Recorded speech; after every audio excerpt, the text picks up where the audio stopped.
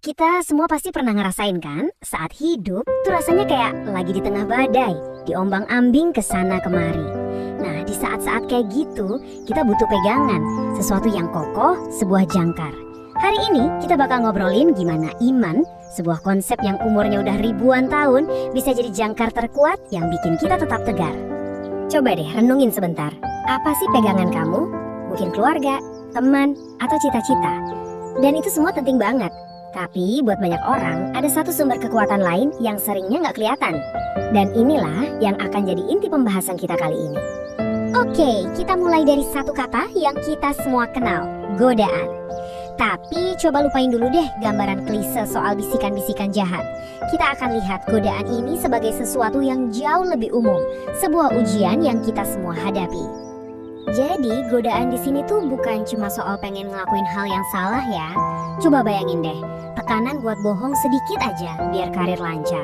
Atau rasa ragu yang bikin kita stuck waktu masa depan gak jelas. Atau bahkan rasa putus asa waktu kita ngerasa sendirian. Nah, itulah ujian-ujian karakter yang kita hadapi tiap hari. Oke, kalau itu ujiannya, terus gimana cara kita biar bisa lulus?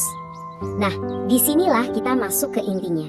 Ada sebuah sumber kekuatan yang seringkali tersembunyi, yang bisa kita pakai. Intinya tuh begini, iman itu bukan sekedar kepercayaan yang pasif, tapi sebuah kekuatan aktif, sebuah jangkar yang bikin kita tetap stabil waktu ombak kehidupan lagi kencang-kencangnya. Ini adalah kekuatan yang bisa kita bangun bahkan sebelum badainya datang. Konsepnya kedengaran keren ya, tapi prakteknya gimana? Biar kebayang, kita lihat dua kisah yang luar biasa banget yang nunjukin kekuatan iman ini waktu diuji dalam api yang sesungguhnya. Coba deh bayangin jadi Yusuf, dikhianati sama saudara sendiri, dijual jadi budak, terus difitnah sampai masuk penjara. Semuanya direnggut dari dia. Bertahun-tahun hidup dalam kegelapan. Kalau dipikir-pikir, pilihan paling logis buat dia kan jadi pahit hati dan putus asa, iya gak sih? Tapi dengerin deh kata-katanya ini. Ini bukan ucapan seorang korban. Ini adalah kata-kata seorang pemenang. Imannya ngasih dia kacamata yang beda. Dia bisa melihat ada rencana Tuhan yang lebih besar di balik semua penderitaannya. Tragedi diubah jadi tujuan hidup. Nah, itulah kekuatan jangkar iman. Oke, sekarang kita naikin lagi levelnya. Di sini ada 3 anak muda yang dihadapkan sama pilihan hidup atau mati. Gak ada jalan keluar yang gampang. Tekanannya benar-benar maksimal. Di sini kita bisa lihat betapa susahnya pilihan mereka. Di satu sisi, selamat saat itu juga. Cuma perlu nunduk sedikit, beres. Mereka selamat. Di sisi lain, setia sama iman mereka. Yang artinya, ya menghadapi kematian di perapian yang super panas. Coba, kalau kamu di posisi mereka, pilih yang mana?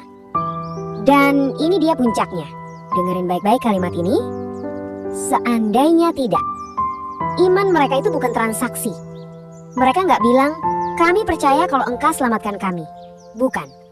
Mereka percaya sama Tuhan titik. Apapun hasilnya. Jangkar mereka udah tertanam begitu dalam, sampai mereka siap menghadapi badai terburuk sekalipun. Dari cerita-cerita yang dramatis tadi, kita bisa belajar satu prinsip penting.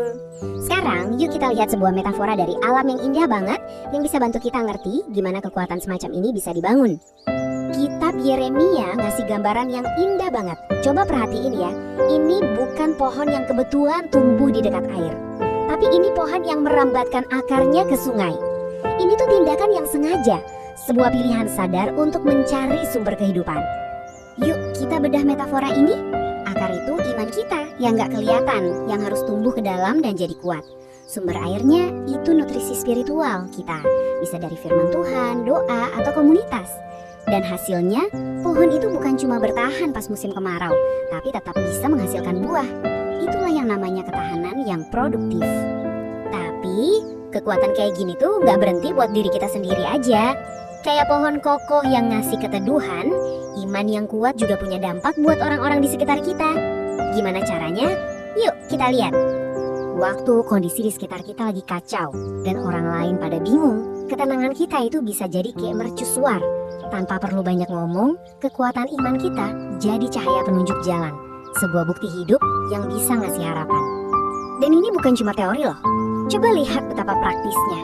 Kekuatan batin itu kelihatan lewat omongan kita, perbuatan kita, cara kita mengasihi orang lain. Ini bukan kualitas tersembunyi loh. Ini adalah buah nyata yang bisa dilihat dan dirasain semua orang.